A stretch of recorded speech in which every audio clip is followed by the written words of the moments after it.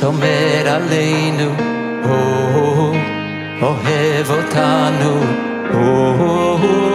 אבא של כולם.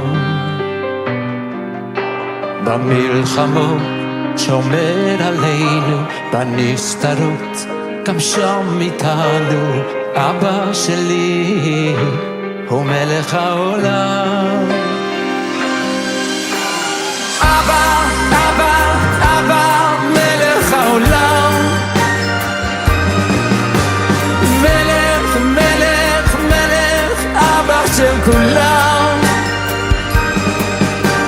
שוב ושוב אתה סולח, רק אליך או בורח, אבא, יוי ויתפתה.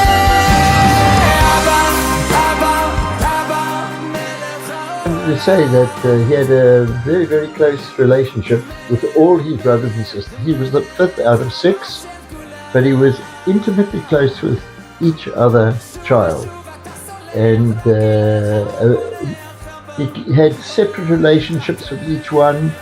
If a sister of his had a problem, he would spend time with them, and it would be completely private between them. But I'm saying he was very loved by his brothers and sisters because of the amount of attention he gave. So despite his dyslexia, he had a very good head.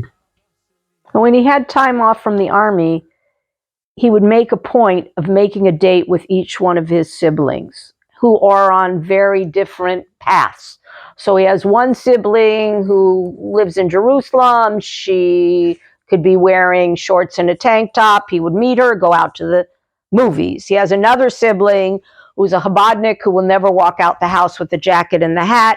So they would go together to the restaurant that had a Landau Heckscher. He would make a date. He has our older daughter is married with 2 babies now. She couldn't really get out of the house easily. He would go to her house, bring a bookser, bring food, and they'd make dinner for the kids together. So he spent his time off from the army with the family. Moshe was a child who went straight from crawling to running. He liked the minute he could move, he was on the go, fast as could be.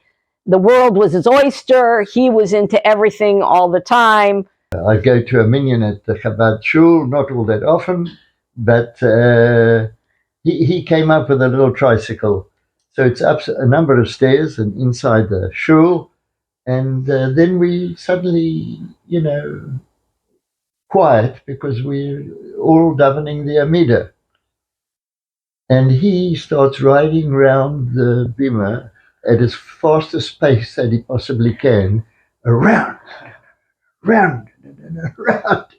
And it just, was like, where do you see such a thing, And then by the time he got to about 17 years old, he decided he really wanted to read, and he was very, very close with one of the Rebbeim there. He used to go to him for Shabbos, and he started to borrow children's books. So he first took the comics, and he'd bring a comics back to his room, and every night before he went to bed, he'd spend an hour practicing reading, and then he built up to Chaim Walder children's books, and, he taught himself to read at age 17.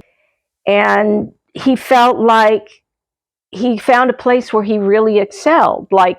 His mifaked wanted him to give him a high-up job at the training base. After being in Eretz for a while, he transferred him back to the Bakfir for a very high-level job. But when he got there, he found out it was a lot. You needed a lot of reading and writing. It was entering a lot of data in the computer.